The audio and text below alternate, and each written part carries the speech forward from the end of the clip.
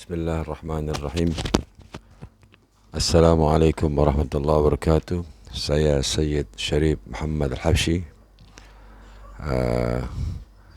Di video kali ini kita akan buat tema baru, yaitu yang berjudul, yang kami akan jelaskan, yaitu penjelasan Suratul Taglibul Qulub wa Inqisamul Qulub. Jadi kecepatan pergerakan perubahan hati atau berbolak-baliknya hati manusia. Baik, kita mulai. Bismillahirrahmanirrahim. Alhamdulillahirabbil alamin. Nawaitu at-ta'allum wa ta'lim wa tadhakkur wa tadhkir wa naf'i wal intifa' wal ifada wal istifada wal hasa ala tamassuk bi kitabillah wa sunnati rasulih wa du'a ila al-huda wa dalala ala al-khair ibtigha wajhillah wa mardaihi wa thawabihi subhanallah ta'ala. Allahumma zidni ilma warzuqni fahma.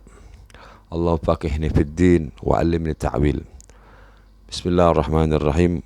Walhamdulillah wassalatu wassalamu ala rasulillah wa ala alihi wa sahbihi wa wala, amma ba'd.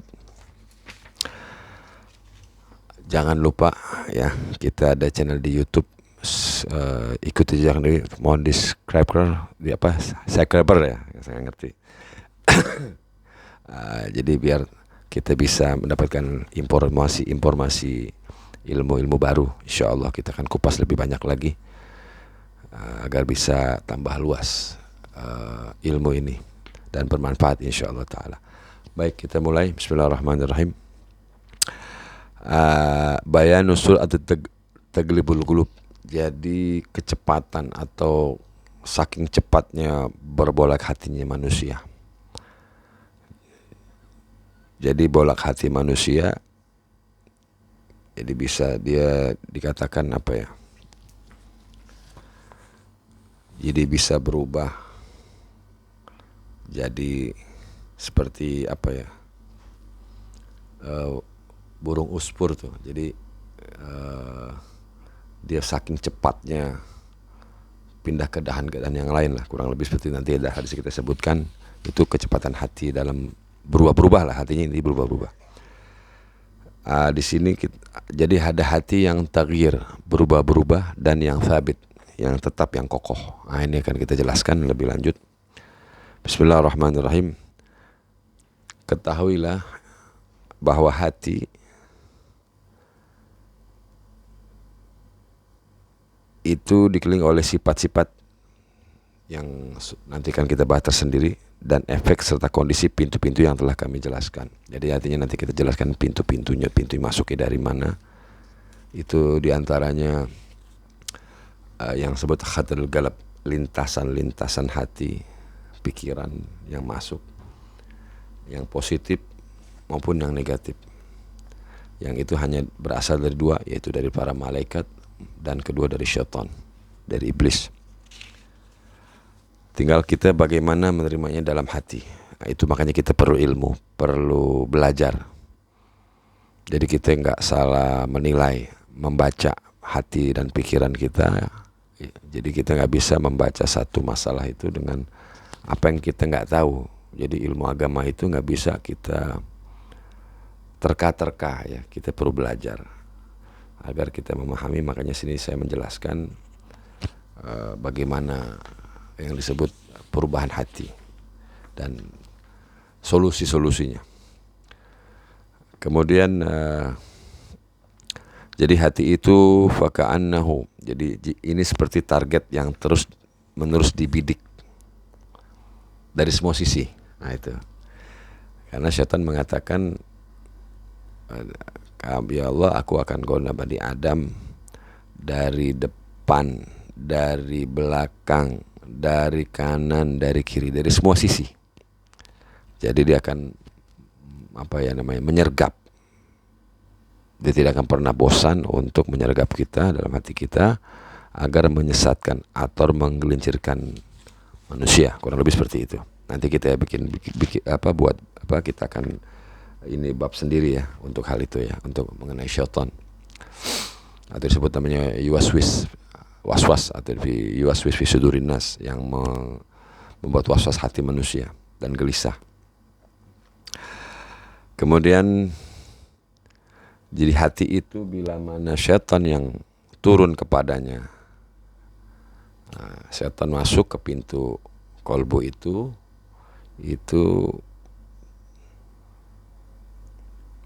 mengajak untuk menuruti hawa nafsunya. Nah, iya. Jadi pintu iblis itu diantaranya adalah pintu gerbangnya adalah hawa nafsu. Jadi hawa nafsu itu pintu gerbang syaitan masuk. Ya, hawa nafsu itu hawa emosi, nafsu emosi, nafsu tidak sabar. Nah, itu di pintu gerbang untuk masuk. Nanti kita akan bahas berkaitan dengan bab-bab yang disebut muhalagat wal munjiat. Jadi seperti contohnya perbuatan yang baik yaitu sabar, syukur, qanaah. Nah, itu adalah sifat-sifat yang terpuji. Bahkan kalau sebaliknya dari syaitan adalah pintu gerbangnya adalah dari marah, hasud, bakhil, macam-macam. Itu akan kita bahas satu persatu insyaallah ta'ala. Artinya kita akan menjelaskan bagaimana kita memahami kondisi kehidupan ini karena ini adalah bekal kita, bukan hanya bekal di dunia ya. Bekal dunia dalam arti kalau dunia kan kebanyakan pakai akal, artinya kita dalam menggunakan kinerja kehidupan dunia itu dengan akal. Kalau hati itu masuk dari perasaan ya, jadi lebih condong ke syara, perasaan. Nah, di situ syaitan akan masuk ke pintu hati manusia melalui pintu gerbang hawa nafsu di antaranya. Hawa nafsu itu keinginan-keinginan. Jadi hawa nafsu itu inginnya senang terus ya. Jadi la amaratun bisu, bahwa hawa nafsu memerintahkan kepada keburukan, kejelekan. Jadi misalnya contoh yang gampang apa ya? Kalau kita misalnya tidak ada kemampuan membeli mobil misalnya, keuangan kita nggak ada, dipaksakan dengan hawa nafsu harus beli mobil, dipaksakan dengan cara kredit, itu ya itu diantaranya. Atau juga ada yang membuat kita marah gitu ya, sehingga kita memarah. Nah, kita ikutin tuh keinginan kita memarahi orang atau apa, akhirnya kita ikuti terbawa itu. Tapi kalau kita lawan dengan sabar yang dari para malaikat itu, nah, itu tinggal bagaimana kitanya menyikapinya. Nah, makanya kita perlu belajar. Kemudian pertama, jadi setan akan turun kepada hati manusia dan membidik, mengajaknya dari pintu hawa nafsu untuk supaya dia ikutin hawa nafsunya gitu. Nggak sabaran, udah ambil aja, udah kasih tahu aja, tindak aja atau gimana lah, hal-hal seperti itulah. Jadi biasanya kalau hawa nafsu itu akalnya hilang biasanya gitu. Jadi orang kalau ikutin hawa nafsu, akal sehatnya nggak digunakan secara sempurna. Ini baik atau buruk, kan akal itu kan menilai. Akal itu gunanya untuk menilai ini positif atau tidak positif. Jadi lebih berhati-hati, kurang lebih seperti itu. Baik. Kemudian maka malaikat pun turun kepadanya dan memalingkannya. Memalingkannya dari hal tadi. Jadi di saat setan masuk menggoda kita, mengikuti hawa nafsu, untuk emosi atau untuk tidak mau berbuat baik atau mau sholat ditunda. Kita mau sholat nih, waktunya azan. Contohnya gini, kita mau azan duhur masuk. Begitu azan masuk, setan mengatakan, kalau udahlah nanti aja tunggu, baru azan kok. Nah, kemudian malaikat masuk ke dalam kolbunya untuk memberitahukan, akal menilai ini memang waktunya sholat. Nah, tinggal keinginan kita ikuti mana, ikutin hawa nafsu atau ikuti malaikat yang memberitahukan kita, mengajak kita pada untuk jadi malaikat mengimbangi, kurang lebih seperti itu. Dan memalingkan daripada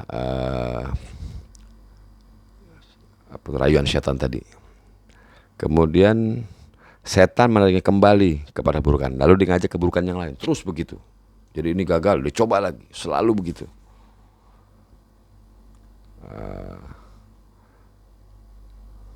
Ia terpengaruh oleh sesuatu yang lain.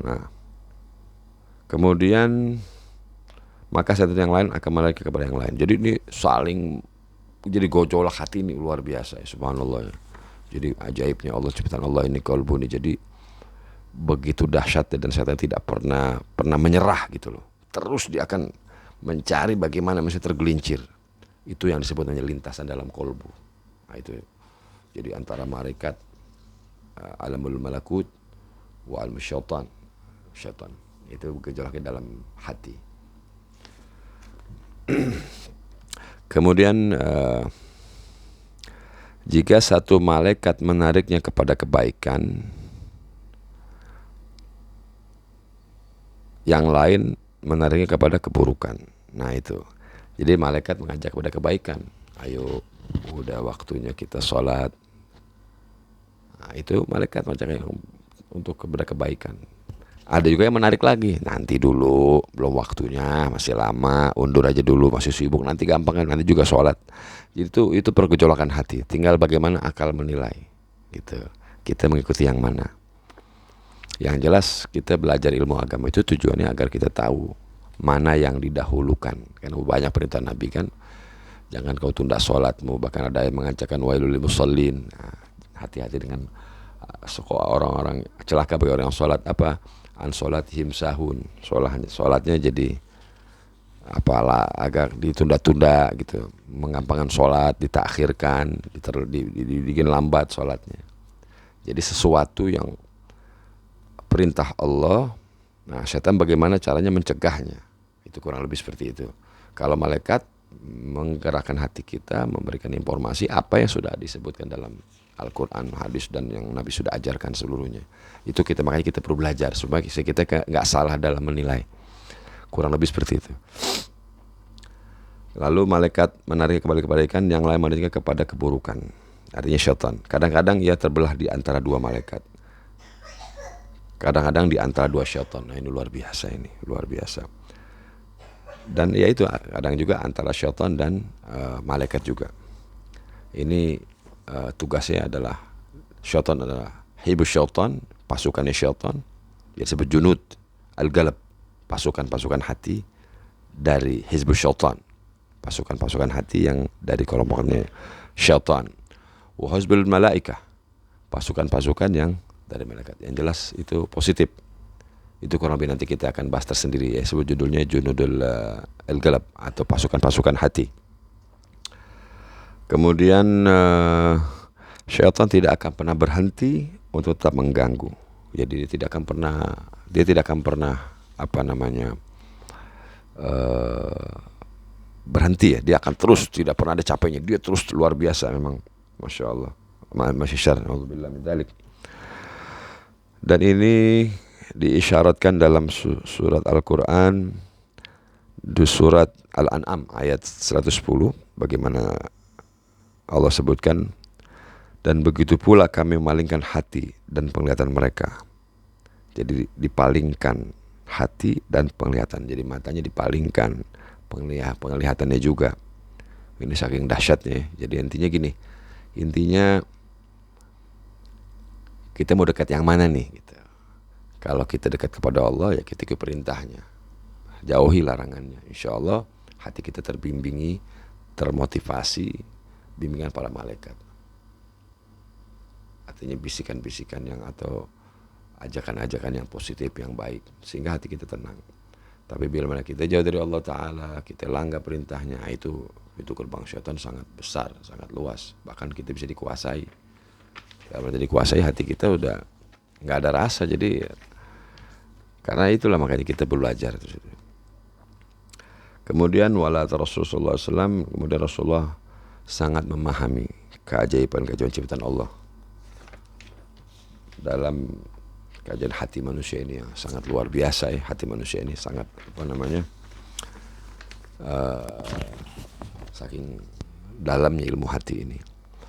Di sini disebutkan dalam satu riwayat hadis bahwa Nabi selalu berdoa, ya muqallibal qulub sabbit qalbi ala dinik. Jadi doa ini Nabi sering baca selalu, ya muqallibal qulub sabbit qalbi ala dinik. Wahai yang membolehkan hati manusia, tetapkan, kukuhkan, teguhkan hatiku di jalan agamamu. Itu kurang lebih maknanya begitu. Nabi selalu baca doa ini. Kemudian Faqalu, para sahabat berkata, atakhafu ya Rasulullah? Apakah engkau takut ya Rasulullah sampai engkau berdoa untuk hatimu diteguhkan? Lalu Rasulullah menjawab, lalu apa yang membuat aku merasa aman? Nah ini, merasa aman kalau hatinya nggak berubah. Artinya ini hanya berikan contoh. Nabi yang begitu mulia, begitu agung, begitu besar, kekasih Allah, Habibullah, itu punya Rasul, itu bilang saya tidak merasa aman. Apa yang membuat aku merasa aman? Makanya berdoa ya mughallibal qulub tadi. Karena kata Nabi dalam hadisnya, karena apa?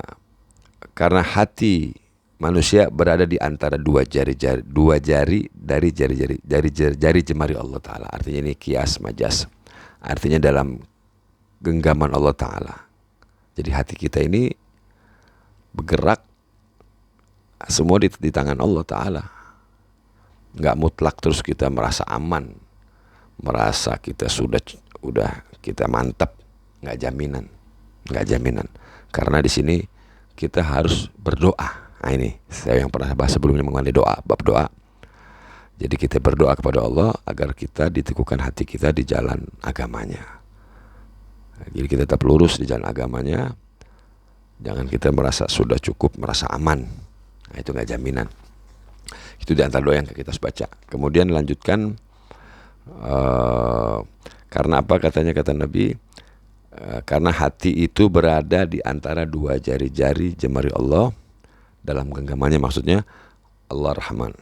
Allah Rahman membolak-balikkan hati manusia sebagaimana apa-apa yang Dia kehendaki. Nah ini, karena Allah pencipta, Allah pemilik manusia ini, ya Dia berkehendak sekehendaknya Allah Ta'ala. Jadi hati manusia itu bisa berubah-ubah atas izinnya, atas kehendaknya.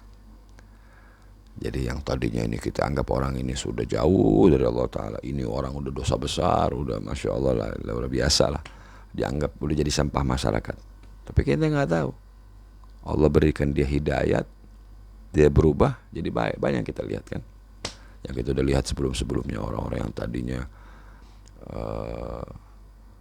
ya artinya inilah pergaulannya yang dianggap udahlah ini orang udah ahli neraka lah, ini orang pendosa besar. Ternyata dia lebih baik daripada kita, dia lebih berbuat baik, dia bertobat. Nah itulah saya bilang tadi, sesuai yang Nabi sebutkan tadi, itu hidayat milik Allah Ta'ala.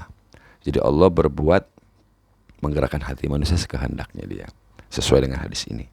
Makanya kita suruh baca doa. Nah ini doa ini sebagai penghalang, sehingga Allah bantu kita agar hati kita tetap di dalam agamanya. Seperti doa yang sebelum sebut sebelumnya, ud'uni astajib lakum, aku akan kabulkan doamu. Ya kita di antara doa ini doa perlindungan ya. Ya mughallibal qulub, ya kita merasa karena dia Allah lah yang membolakkan hati manusia agar hati kita tetap di jalannya itu, di dalam agamanya, sehingga dalam penjagaannya. Kurang lebih seperti itu. Di lafaz yang lain disebutkan insya'a ayyuqimuhu aqamahu wa insya'a aw yazighahu azaghahu. Di lafaz yang lain, jika Allah berkehendak meluruskan atau memberikan hidayat atau diberikan jalan petunjuk, maka dia akan dapat petunjuk. Jika Allah berkehendak seperti itu. Dan jika Allah berkehendak dipalingkan atau disesatkan, maka akan disesatkan pula hati tersebut. Jadi semua dalam kekuasaan dan kaudrahnya. Di dalam hadis selanjutnya dari Sayyidina Anas radhiyallahu anhu menuturkan bahwa dahulu Rasulullah memperbanyak doa. Jadi di antara sebut tadi ya mughallibal qulub, di hadis yang lain ya mughallibal qulub sabit qalbi ala dinik, ya membolehkan hati manusia, luruskan hatiku di jalan agamamu. Lalu aku pun berkata, Sayyidina Anas berkata, wahai ya Rasulullah, kami beriman kepadamu dan beriman kepada ajaran Islam yang engkau bawa. Apakah engkau mengkhawatirkan kami? Nabi menjawab sallallahu alaihi wasallam, ya, sesungguhnya hati para hamba itu berada di antara dua jari dan jari jemari Allah Ta'ala. Dia membolak-balikan sesuai dengan yang dia kehendaki. Imam Tirmidzi, Imam Ahmad. Jadi kita nggak ada jaminan ya, jangan merasa aman. Termasuk saya minta Allah, saya selalu rutinkan baca saya baca itu setiap akhir sebelum salam. Setelah tahiyat akhir, Sebelum salam saya baca doa itu, ya muqallibal qulub tsabbit qalbi ala dinik. Di antara yang saya sempurnakan, Allahumma inni as'aluk Allahumma inni a'udzubika min fitnatil mahya wal mamat wa min fitnatil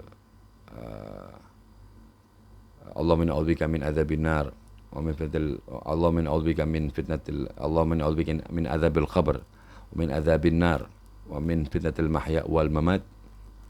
Nah, sampai akhir, sampai terakhir, ya muqallibal qulub tsabbit qalbi ala dinik, baru kita salam. Itu saya rutinkan baca itu. Semoga nanti saya bantu untuk ditulis ya di deskripsinya doa tersebut. Baik. Kemudian lanjutkan tadi, Nabi menjawab tadi bahwa hati itu di dalam genggaman Allah, karena Allah berkehendak bila dia baik akan baik, buruk dia akan buruk. Jadi kita minta kepada Allah Ta'ala, oh saya udah diponis buruk, ya kita berdoa. Makanya saya berbicara di sini, kita ajarkan doa ini, karena doa itu menolak daripada bala dan qadha tadi. Nah, insya Allah dengan doa tadi kita selamat, insya Allah Ta'ala, semuanya insya Allah saya doakan. Kemudian kenapa alasan sebut Nabi berdoa ini? Nah, ini kenapa Nabi berdoa ini? Karena hati para hamba berada di antara dua jari-jari Allah Ta'ala. Ini majas ya, hati dalam kekuasaannya, di dalam kontrolnya. Maka barang siapa dikehendaki, maka akan disesatkan. Nah, dan seterusnya dan seterusnya. Jadi itu Allah bisa berkehendak baik, maka dia orang ini akan beri petunjuk. Seperti dalam hadis, di antaranya, idza haba abdan yufaqihu fiddin. Nah, jika Allah mencintai hambanya, maka Allah akan berikan paham agama. Hatinya pengen belajar agama, ingin lebih tahu lebih dalam tentang ibadah, ingin sering datang kepada majelis ta'lim, melihat YouTube agama. Itu berarti hatinya diberikan hidayat, dia ingin berubah, dia merasa banyak dosa. Itu kan kita lihat saudara kita yang dia gampang menangis, itu yang disebut namanya hidayat dari Allah Ta'ala. Semua qadarullah, semua ma yasha, apa yang Allah kehendaki. Maka sudah seharusnya kepada hamba untuk memperbanyak doa ini. Nah, itu karena sangat penting, yang berkaitan untuk mendapatkan magom atau kedudukan penghambaan kepada Allah Ta'ala, biar kita dapat kedudukan di mata Allah. Jadi kita mendapat hamba-hamba yang disebut dalam surat, lupa saya suratnya itu, ya ayyuhan nafsul mutmainnah irji'i ila rabbiki radiyatan mardiyah fadkhuli ibadi wadkhuli jannati. Allah memanggil, wahai jiwa-jiwa yang tenang. Nah, jiwa yang tenang itu yang mendapatkan petunjuk, mendapat hidayah dari Allah Ta'ala, sehingga dapat ketenangan hati. Sehingga Allah panggil jiwa-jiwa yang tenang, masuklah kamu kepada golongan hambaku. Kamu irji'i ila rabbik, kembali kepada Tuhanmu. Wadkhuli ibadi, dan masuk dalam golongan hamba-hambaku. Wadkhuli jannati, dan masuk ke dalam surgaku. Itu diantara contoh Quran yang menyebutkan seperti itu. Kemudian doa yang sama, hanya berbeda kalimat, dari Abdullah bin Amru. Saya dari Sayyidina Abdullah bin Amru bin Al-Ala radhiyallahu anhu, ia mendengar Rasulullah SAW bersabda, sesungguhnya hati anak-anak Adam itu seluruhnya ada di antara dua jari-jari Allah yang Maha Pengasih, seperti satu hati. Dia memalingkan ke arah yang Dia kehendaki. Diriwayatkan oleh ini dari Abdullah ya. Baik. Kemudian doanya adalah, ya doanya disebut oleh Imam Muslim ya, Imam Muslim atau Sahih Muslim. Di sini Nabi mendoa, ya musarribal qulub, sarrif qulubana ala ta'atik.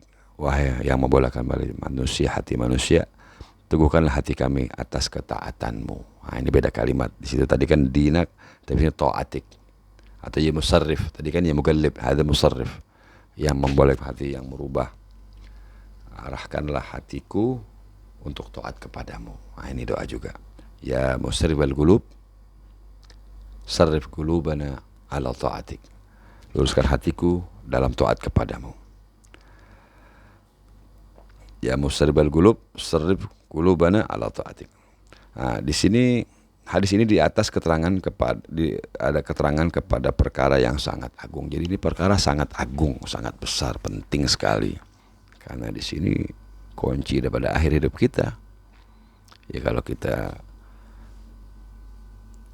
tidak mau merubah dalam hidup ini ya, kepada jalannya dengan berdoa, kita dekat kepada yang punya, kepada Allah Ta'ala, ya kita insya Allah selamat gitu. Masih syar kalau kita jauh dari jalannya. Dalam surat Al-Fatihah, ihdinas shiratal mustaqim, itu doa juga, sama doa juga di surat Al-Fatihah itu, ihdina, ya Allah berikan kami as-shiratal mustaqim, jalan yang lurus gitu. Jadi kita perlu berdoa, itu doa penting, sangat sekali penting, luar biasa. Kemudian karena ini perkara yang sangat agung, yang perlu diperhatikan ya, yang sangat serius dan penting dan sangat besar. Ini luar biasa, ini perkara hati ini. Bahwa Allah Subhanahu wa ta'ala atas kekuasaan yang melakukan memalingkan hamba-hamba. Dialah yang menjaga hati para hambanya. Dialah yang merubah bolak-balikan semuanya secara sempurna. Nah, itu. La syul qalbun al-qalbin walau min jalla jalal wala tawalla. Dia tidak disibukkan dari hati manusia dari manusia ke hati yang lain. Jadi semua dalam genggamannya. Bagi Allah mudah. Kalau nggak salah dalam satu hadis disebutkan tuh ya mengenai rizki ya. Kata Allah tuh dalam hadis qudsi itu kurang lebih katanya Allah, aku ini tidak merasa berat atau capek mengurusi langit dan bumi. Langit bumi loh, langit ini besar, kita nggak tahu seperti apa besarnya langit sampai ke langit 1, langit itu ada 7. Bumi, kata Allah, aku urus langit bumi itu tidak merasa capek, baru memberikan rezeki kepadamu, hal yang kecil bagi Allah Ta'ala, karena ilmu kita belum sampai. Karena dalam Quran wa fawqa dzi ilmin alim, wa fawqa dzi ilm, yang di atas orang yang memiliki ilmu, Allah alim, Allah semua. Jadi semua orang berilmu, Allah puncaknya. Itu karena sumbernya dari Allah Ta'ala. Baik, kita lanjutkan. Kemudian ada tambahan doa ini. Ada tambahan doa. Tadi yang pertama, ya muqallibal qulub, tsabbit qalbi ala dinik. Yang kedua, ya musarrifal qulub, as-sarrif qulubana ala ta'atik. Nah, ini doa dari Al-Quran. Di antara doanya, Rabbana la tuzigh qulubana ba'da id hadaitana wa hab lana min ladunka rahmah innaka antal wahhab. Rabbana la tuzigh qulubana. Ya Allah, ya Tuhanku, jangan kau palingkan, ya kan, hatiku. Ba'da id hadaitana, setelah kau beri aku petunjuk. Nah, jadi artinya kan dengan doa tadi menyimpulkan setelah dapat petunjuk bisa berubah gitu. Makanya disebut kita berdoa tadi, Rabbana la tuzigh qulubana ba'da id hadaitana. Ya Allah, jangan kau palingkan, kau sesatkan aku setelah kau beri aku petunjuk. Ini doa perlindungan juga diantaranya. Itu kita baca setiap habis sholat. Rabbana la tuzigh qulubana ba'da id hadaitana wa hab lana min ladunka rahmatan innaka antal wahhab. Itu diantaranya. Kemudian hati dalam kuasanya Allah Ta'ala, bahkan tidak satupun malaikat dan tidak satupun siapapun yang mampu mengungkap atas rahasia-rahasianya dari perkara makhluknya itu dengan hati tadi secara mutlak. Malaikat pun gak mampu. Ini rahasia Allah Ta'ala. Itu saking besarnya hati itu ya, saking luar biasanya hati. Dan rahmat dan keutamaannya dan kesempurnaan hikmah-hikmahnya. Jadi kita ini seperti dalam surat apa itu saya lupa, yas'alunaka 'anir ruh. Nah, mereka bertanya tentang ruh. Qulir ruh min amri rabbi wa ma utitu minal ilmi illa qalila. Ya kan, mereka bertanya tentang ruh, qulir ruh, katakan ruh ya Muhammad, wa ma itu ruh adalah urusan Tuhanku. Ya kan? Wa ma utitu minal ilmi illa qalila. Tidaklah aku berikan ilmu kepadamu hanya sedikit. Jadi kita ini sedikit. Gimana kita mau mampu? Ruh aja kita nggak mampu, bagaimana Sang Khalik? Kita bicara luasnya langit, luasnya bumi.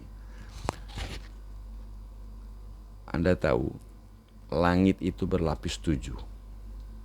Jadi ini kita langitnya langit pertama, sebut langit bumi. Itu jaraknya antara kita dengan langit pertama itu 500 tahun perjalanan. Bayangkan 500 tahun perjalanan itu enggak 500 umur kita enggak sampai 500 tahun umur kita paling bantai 70 tahun. Itu baru satu langit.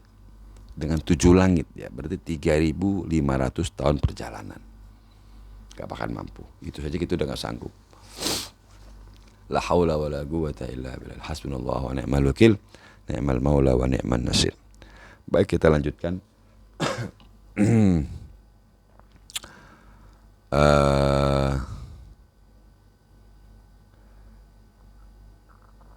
Jadi bahwa seseorang hamba tidaklah baginya sesuatu dari perkara kebahagiaannya dan perkara kesengsaraannya, kecuali semuanya urusannya di tangan Allah Ta'ala. Dia bahagia atau sengsara, hadza bi qadrillah, hadza bi yadillah, hadza bi asabillah.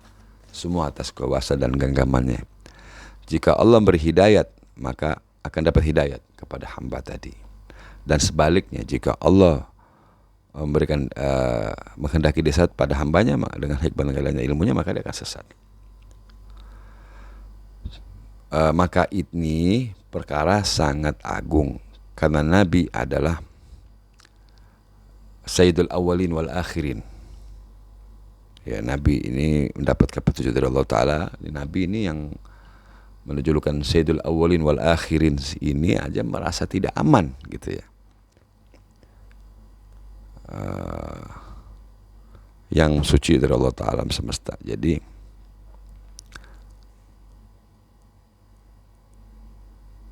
agar tetap Nabi berdoa kepada Nabi Sayyidul Awwal wal Akhir. Nabi tetap berdoa agar dia tetap hatinya di jalan lurus, dan berdoa dengan doa tadi agar agamanya tetap kokoh dan taat kepada agamanya dan taat kepadanya, kepada Allah Ta'ala.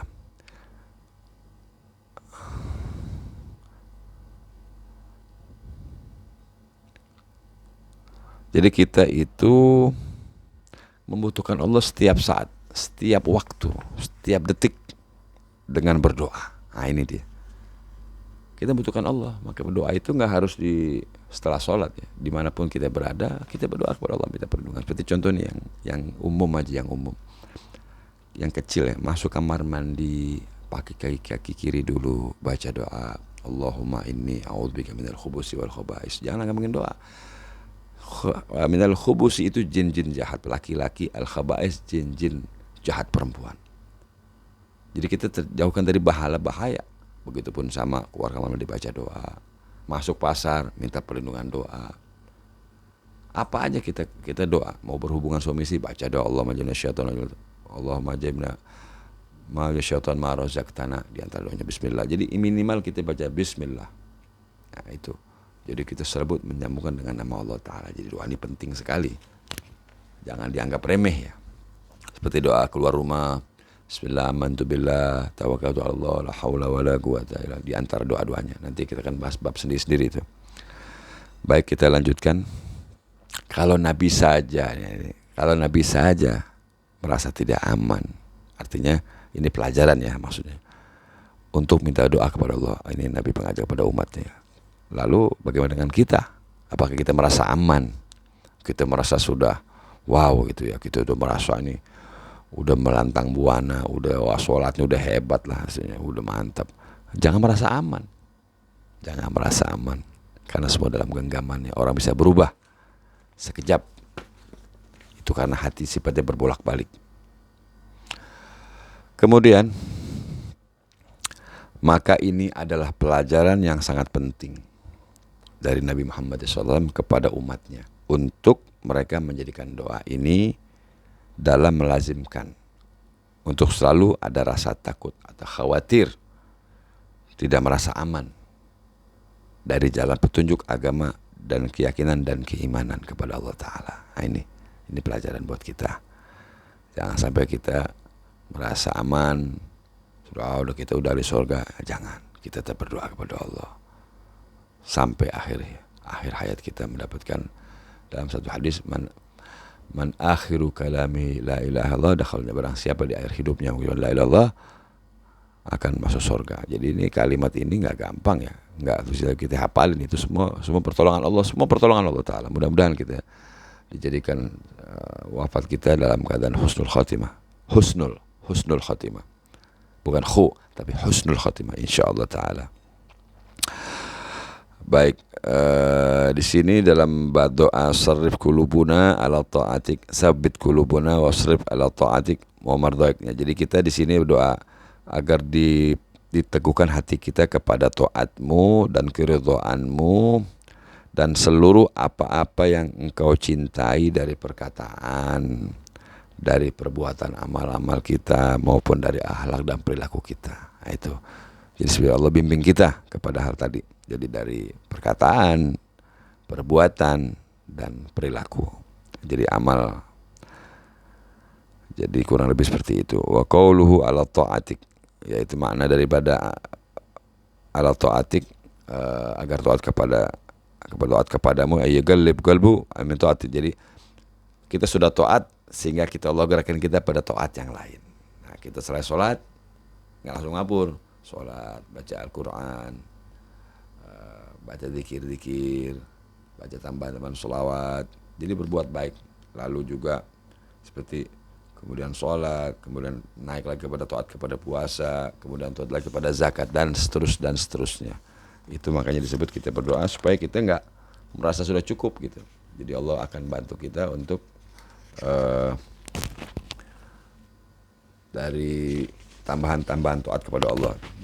Jadi bukan hanya sedikit, jadi taat lagi ke ibadah yang lain lagi, berbuat amal, berbuat sedekah, berbuat baik, berbakti pada orang tua, banyak hal-hal taat kepada Allah itu banyak.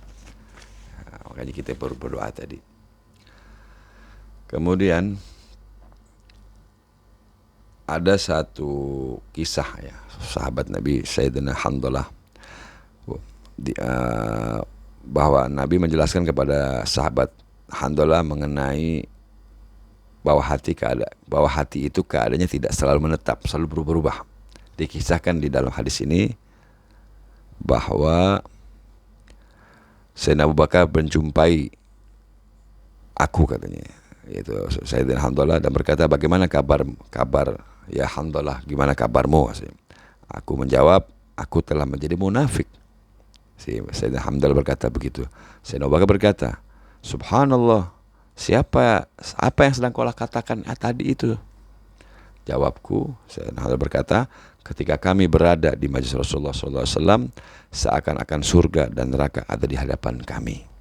Ketika Rasulullah mengingatkan kami tentangnya tadi, surga dan neraka. Namun saat kami berada di luar majelisnya, maka kami disibukkan dengan istri-istri kami, anak-anak, dan kehidupan kami, hingga kami banyak lupa terhadap akhirat. Jadi setelah dia pulang ke rumah, kumpul sama istri, berbaur lagi kembali kepada masyarakat, ya, kerja, ya kan, kayak kita kerja, usaha lagi, dagang lagi setelah dari majelis. Nah, setelah kita dari itu, kita merasa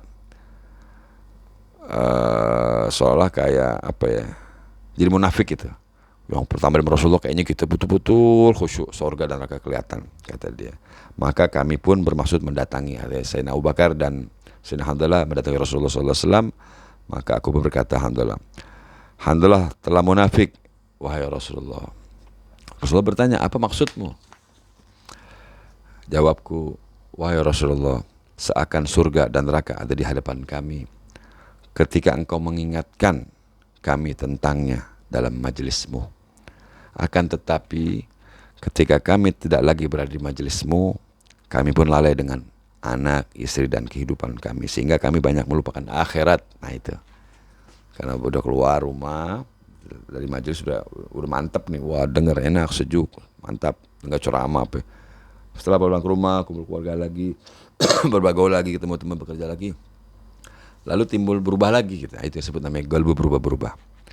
Lalu Rasulullah SAW bersabda, demi zat yang jiwa aku ada pada genggamannya, jika kalian terus beramal sebagaimana keadaan kalian ketika berada di sisiku, dan selalu mengingat akhirat, maka niscaya malaikat akan menjabat tangan kalian di tempat tidur kalian maupun di jalan-jalan.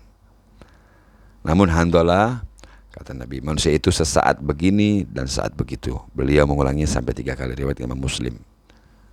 Itu berubah-berubah. Jadi kita tetap, artinya jangan pernah putus mengingat Allah. Ala bidzikrillahi tatma'innul qulub. Dengan mengingat Allah, maka Allah akan mengingat kita. Kalau kita lalai, ya karena syaitan itu dia akan tetap dalam hati manusia. Kalau kita mengingat Allah, dia akan pergi. Tapi begitu kita lupa kepada Allah, akan datang. Disitulah kita akan timbul was-was, timbul bingung, gelisah, sehingga semangat ibadah, semangat iman yang sangat tinggi, akhirnya turun lagi. Apa rendah ya, sebut sebagai al-iman yazid, yang iman tuh naik turun, yazid, tergantung kita nih, kita beramalnya bagaimana. Makanya kita perlu dicas terus, perlu dicas selalu. Maka kita minta kepada Allah Ta'ala keteguhan hati dalam agama secara global maupun secara terperinci. Hadis ini menunjukkan perintah tawasul pada Allah dengan perbuatan af'alnya, musarrif ya, musarrif, karena termasuk kesempurnaan kehendaknya dan hikmahnya. Dan begitu juga menunjukkan sifat zat yang maha tinggi. Seperti yang disebut Al-Quran, laisa kamitsli, kalau Allah laisa kamitsli syai'un wa huwas samiul basir. Ya kan? Tidak ada suatu pun yang serupa dengan Dia, dan Dia yang maha mendengar dan maha melihat. Surat Asy-Syura ayat 11. Nah, di sini Nabi, kita masuk ke bab perumpamaan hati. Nah, di sini kita coba beberapa hadis. Hati itu seperti apa perumpamaannya. Bismillahirrahmanirrahim. Kalau Rasulullah SAW, Nabi bersabda, perumpamaan hati itu seperti burung uspur yang selalu pindah dari dahan lain ke dahan lainnya setiap waktu. Riwayatkan Imam Hakim, Imam Baihaqi dari Sayyidina Abi Ubaidah bin Jarrah, semoga Allah meridhoinya. Jadi perumpamaan hati itu, kata Nabi, seperti burung uspur yang kecil tuh, yang gesit. Itu kan dia kalau misalnya hinggap cepat kan, cus gitu kan, itu kecepatan burung tadi lebih cepat hati. Jadi kecepatan hati itu lebih cepat daripada burung tadi, luar biasa, saking cepatnya itu. Itu Nabi merupakan seperti itu. Kemudian di hadis yang lain Nabi menyebutkan, kalau Nabi Muhammad SAW, sungguh kalbu, hati anak Adam lebih cepat berbolak-balik daripada bejana yang direbus. Nah itu kita kalau masak air mendidih tuh kan gejolak tuh, pindah-pindah tuh. Itu kan cepat itu dia. Nah, itu kecepatan air mendidih tadi melebihi kecepatan hati, lebih cepat. Makanya kita minta perlindungan kepada Allah Ta'ala agar hati tetap teguh, sabit, kokoh, tetap di jalan agamanya Allah, nggak berubah sampai kita mati. Ada kalau asal di ayat Quran, wa'bud rabbaka hatta ya'tiyakal yakin, sembahlah Tuhanmu sampai datang kepada kamu keyakinan, yaitu kematian. Ya, kita minta Allah Ta'ala agar kita tetap di jalan Allah Ta'ala sampai kita menghadap Allah Ta'ala, insya Allah. Kemudian Nabi menggunakan hati ini di hadis yang lain ya. Sebentar. Nabi Muhammad SAW bersabda, kalau Rasulullah SAW, tidak ada sesuatu yang serupa dengan dia.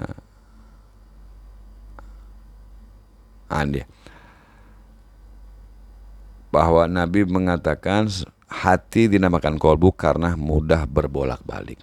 Sesungguhnya perumpamaan hati itu hanyalah seperti selai bulu di atas sebatang pohon yang diombang-ambing oleh angin. Nah itu bulu tuh, bulu ayam apa tuh. Jadi kena angin digoyang-goyang, terbalik sini, terbalik sini. Itu kan cepat ya kena angin ya. Itu kecepatan tadi lebih cepat kolbu, lebih cepat hati dalam bolak-balik hati manusia. Maka kita perlu berdoa tadi yang saya sebutkan awal tadi, agar kita minta itu kan teguh di jalan agamanya. Bahwa sesungguhnya hati adalah tempat Allah melihat. Nah itulah, sesungguhnya hati kita ini adalah tempat Allah melihat, seperti dalam hadis qala Nabi sallallahu alaihi wasallam, innallaha la yanzuru ila suwarikum wala ila ajsamikum walaki yanzuru ila qulubikum wa a'malikum. Jadi Allah Ta'ala sesungguhnya tidak melihat secara gambar kita, fisik kita, Allah nggak lihat. Allah lihat hati kita dan amal tadi. Artinya amal berkaitan dengan hati ya. Keikhlasan nggak? Kita ikhlas nggak? Kemudian kita jujur nggak? Kita sholat kita bersedekah ikhlas. Kemudian kita amanah ya. Artinya kejujuran hati ya. Jadi ini hati ini penting karena berkaitan dengan amal yang kita lakukan, di antaranya sholat, dia perlu kekhusyuan. Tapi di sisi yang berbahaya ini kalau kita sholat tapi riya. Nah itu kan riya di dalam hati. Kita sholat terus hati kita merasa, oh biar dibilang kita ini orang soleh, udah masalah, udah bubar, udah percuma sholatnya, artinya sia-sia. Jadi Allah lihat hati kita. Jadi yang dipentingkan itu kita belajar membersihkan hati kita. Nanti kita akan bahas ya. Nanti kita akan bahas bab per bab mengenai hati tadi. Hati-hati yang dari sifat-sifat misalnya yang positif, sidik, amanah, kemudian sabar, syukur, qanaah. Banyak itu bab. Jangan sampai kita masuk ke bab seperti bab ghibah, kemudian kita hasud, iri, dengki, dan itu nanti akan kita bahas satu persatu insyaallah di lain kesempatan. Jadi itu bahwa Allah memandang hati kita. Allah nggak melihat kita punya amal. Jadi kalau amal kita yang bisa melihat manusia ya, wah ini orang soleh, ini orang alim, ini orang mestinya rajin. Nah, hati kita bagaimana nih? Kalau hati kita condongnya kepada minta dipuji, ya sudah nggak dapat apa-apa, sia-sia kita sholat. Ya sholatnya sah ya, tapi nanti hitungannya di hadapan Allah nanti. Nah gitu kita akan rugi. Baik, kita lanjutkan. Ini di akhir daripada tema kita. Jadi wa masamil qalb qalban illa. Jadi hati itu tidaklah dinamakan hati karena hati itu disebutkan karena berubah-berubah. Jadi qulub ghalaba yughlibu tagliban. Itu golab itu dari taglib, dari bahasa qaf lam mim, qaf lam ba, qallaba yuqallibu tagliban, perubahan. Diambil jadi kolbun, qallaba yaklibu kolban, kulub jamak daripada kolbun tadi. Itu dinamakan hati. Kadang-kadang bila mana seorang hamba mendapati hatinya penuh dengan iman. Nah ini ujung daripada pelajaran kita. Kadang-kadang seorang hamba mendapati hatinya penuh dengan iman dan rasa takut yang membuatnya akhirnya bahagia dan rileks, tenang. Tapi juga sebaliknya, kadang-kadang seorang hamba disempitkan dadanya hatinya dan imannya melemah. Inilah keadaan hati-hati kolbunya anak Bani Adam. Jadi insya Allah ke depan saya akan kupas lagi tema-tema, diantaranya tadi